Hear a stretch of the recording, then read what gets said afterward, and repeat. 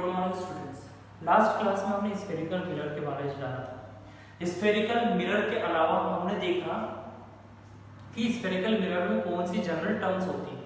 एक spherical mirror होगा तो उसमें सेंटर ऑफ कर्वेचर होगा, फोकस होगा, फोकल लेंथ होगी, प्रिंसिपल एक्सिस होगा।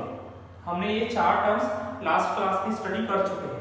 अब इन्हीं के आधार पर हम देखेंगे कि जब भी कोई किरण, जब भी कोई रेज इन स्फेरिकल मिरर पे फॉल होती है, गिरती है, तब इमेज का फॉर्मेशन कैसा होता है।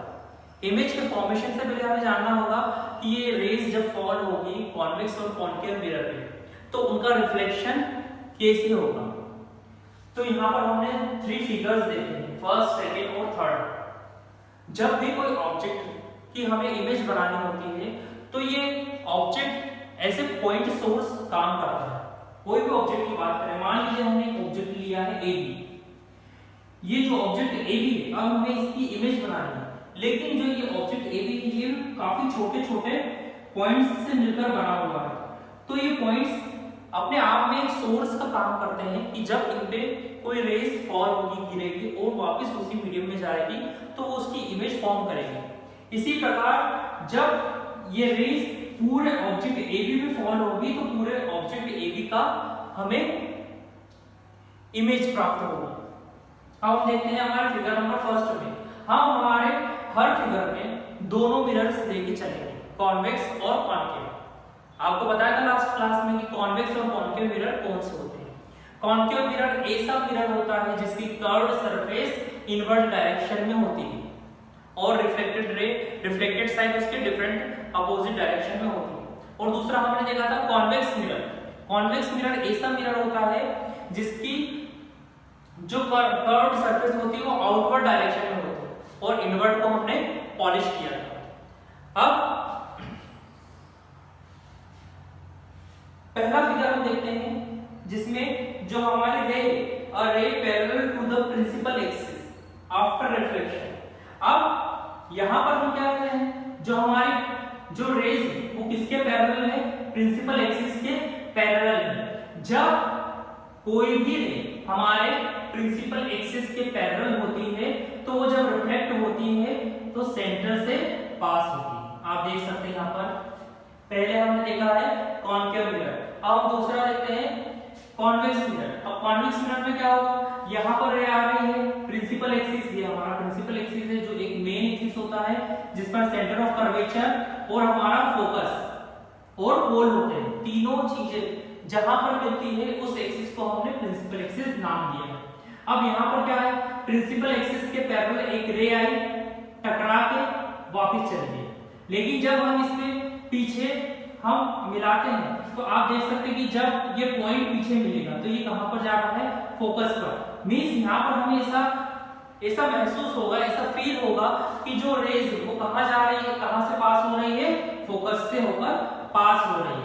तो पहला हमने केस देखा, जब भी कोई रे प्रिंसिपल एक्सिस के पैरेलल होगी तो उसका रिफ्लेक्शन फोकस से होगा, उसका रिफ्लेक्शन फोकस से होगा। और कॉन्वेक्स मिरर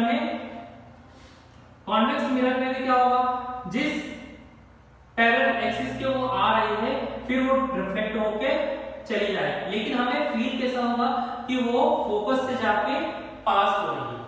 ठीक है, ये पहला हमने फिगर देखा।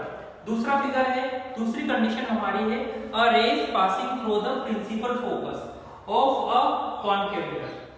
जब भी कोई रेज फोकस से होकर जाए, देखिए पहला वाला केस हमारा कॉन्केव मिरर का है। कॉन्केव मिरर में क्या हो रहा है कि जो एक रेज है ये फोकस से होकर पास हो रही है, ये फोकस से होकर पास हो रही है, लेकिन जब ये रिफ्लेक्ट होगी तो ये पैरेलल होगी हमारे प्रिंसिपल एक्सिस के। ये क्या है, जस्ट अपोजिट है। जैसे हमने पहले देखा कि पहले क्या हुआ, प्रिंसिपल एक्सिस के पैरेलल रे आई और फोकस से होकर चलेगी, लेकिन यहाँ पर उसका जस्ट अपोजिट हो रहा है कि जो हमारी रे है वो राइट पे कहां आ रही है, फोकस पर आ रही है और प्रिंसिपल एक्सिस के पैरेलल जा रही है। जब रिफ्लेक्शन हो रहा है तो प्रिंसिपल एक्सिस के पैरेलल जाती है। दूसरा सेकंड वाला भी देखते हैं हम, कॉन्वेक्स मिरर। कॉन्वेक्स मिरर में क्या हो रहा है, हमारी रे कहां जा रही है, फोकस से होकर जा रही है, फोकस से होकर जा रही है, ठीक है, और उसी मीडियम में लौट रही है।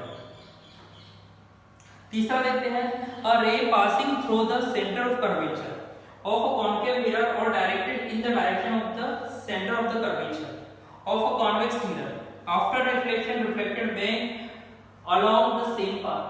अब यहाँ पर क्या हो रहा है कि जब भी कोई रे किससे पास होगी, सेंटर ऑफ कर्वेचर से पास होगी, हमारे सेंटर ऑफ कर्वेचर से पास होगी, तो जैसे ही वो सेंटर ऑफ कर्वेचर से पास हो रही है वह वापस रिफ्लेक्ट उसी मीडियम में हो जाएगा।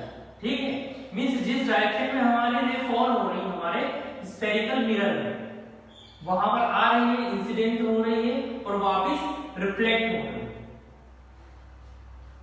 थर्ड कंडीशन क्या है कि यदि हमारे जो इंसिडेंट रे है कहां पर फॉल हो रही है, सेंटर ऑफ कर्वेचर पे हो रही है, तो वापस वो उसी मीडियम में चली जाएगी उसके अपोजिट डायरेक्शन में। दूसरा हम देखते हैं हमारा कॉन्वेक्स मिरर।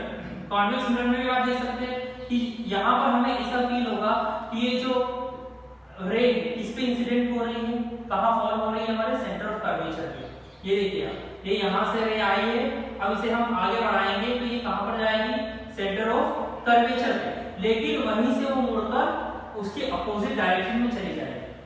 तो आज हमने इस रेस के कि जब भी किरणें या रेस जब किसी स्फेरिकल मिरर पे फॉल होती है तो किस डायरेक्शन में जाएगी, यदि हमें ये पता चल जाए तो हम इजीली किसी भी ऑब्जेक्ट का इमेज बना सकते हैं। अब इन ऑब्जेक्ट को भी हम डिफरेंट कंडीशन पे रखेंगे।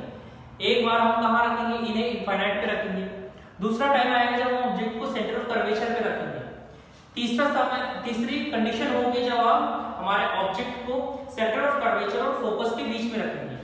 एक कंडीशन ऐसी आएगी जहां पर हम हमारे ऑब्जेक्ट को फोकस पे रखेंगे, मींस डिफरेंट टाइप से हम जब उनकी पोजीशन को चेंज करेंगे तो हमें डिफरेंट इमेजेस मिलेगी। पहले वाली कंडीशन देखी, जब हमारी रे प्रिंसिपल एक्सिस के पैरेलल जाती है तब वो फोकस से रिफ्लेक्ट होती है। दूसरी कंडीशन देखी हमने कि जब हमारी जो रेज है डायरेक्ट किस पे फॉल हो रही है, फोकस पे फॉल हो रही है, तब वो रिफ्लेक्ट होती है हमारे प्रिंसिपल एक्सिस के पैरेलल। यहाँ पर देख सकते हैं आप, जो रेज है डायरेक्ट कहां पर जा रही है, फोकस पे जा रही है, लेकिन रिफ्लेक्ट कहां हो रही है, प्रिंसिपल एक्सिस पे। प्रिंसिपल एक्सिस पे क्या होती है, रिफ्लेक्ट होती है। थर्ड हमने कंडीशन देखी, जब हमारी रेज कहां से जाएगी, सेंटर ऑफ कर्वेचर से जाएगी। जब भी कोई रे किसी भी स्फेरिकल मिरर में सेंटर ऑफ कर्वेचर से उस पर फॉल होगी तो वापस उसी डायरेक्शन में मीडियम में चली जाती है।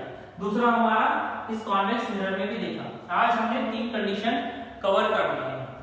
नेक्स्ट क्लास में हम बाकी की 2 रिमेनिंग कंडीशंस भी देखेंगे और image formation by concave mirror. हम नेक्स्ट क्लास में क्या देखेंगे, हमारा नेक्स्ट टॉपिक रहेगा image formation by concave mirror.